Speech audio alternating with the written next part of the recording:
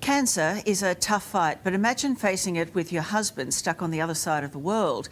He's fully vaccinated and has booked a flight, but the government keeps rejecting his application to fly here.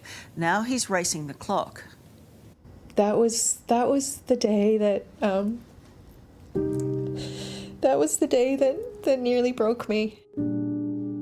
Diving in to the toughest time of her life, Juliette's cancer journey is a lonely one. So I have breast cancer. I have fast-growing stage 3 triple negative tumour as well. It has spread to my lymph nodes.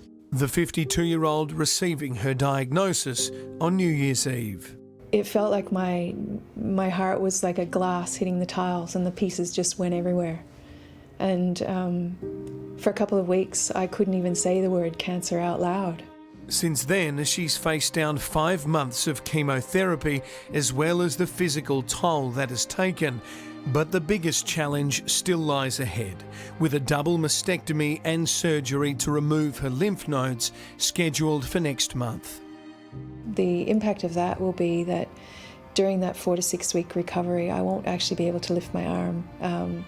So being able to, get myself dressed or get myself in the shower and prepare food, even go and do the shopping just won't be possible, and I'm going to need someone to pretty much look after me full time. And do you have anyone in Australia like that at this present time? I don't. Juliette's biggest supporter is stranded across the ocean. Husband David is fully vaccinated and booked to travel to Australia from Canada next week. But after repeated applications for entry on compassionate grounds, the Australian government won't let him in. It has been difficult enough dealing with chemotherapy by myself. The days that I cannot stand up or literally have to crawl upstairs to get to the bathroom. The idea that I was potentially facing recovery from my surgery without David here was horrific. Getting ready for the big hit here shortly, aren't you, honey? Yeah, I didn't sleep very well last night. Juliette and David both grew up around Canada's east coast, where they met in the late 1980s. In 1992, Juliette relocated to Melbourne and now holds Australian citizenship. 5 years ago, they reconnected, then fell in love and married earlier this year. And David's now desperate to care for his wife here in Australia. Of course, I want to be there, and we're trying to do everything we can to make that happen. And it just seems like we're hitting roadblocks on every turn. As soon as they were eligible, Juliette and David applied for David's entry. With the support of politicians from both sides, an approved visa and a ticket booked for July 12th, the pair were confused when their application was rejected. Juliette doesn't need this going through the chemo that she's going through now, let alone the surgery that she's going to have to face alone. It's breaking my heart. In May, the couple married in an online ceremony, only to be rejected a second time.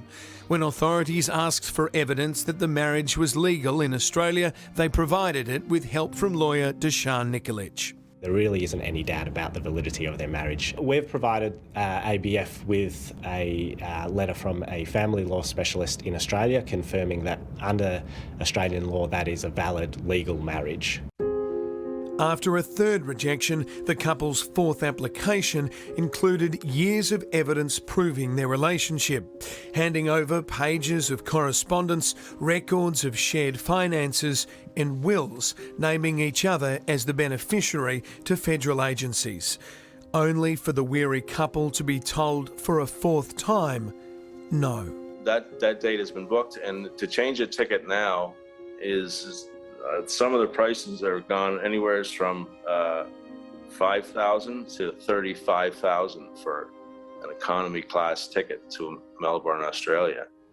So at this point, if I'm not able to make it on the 12th, then I'm not going to be able to make it.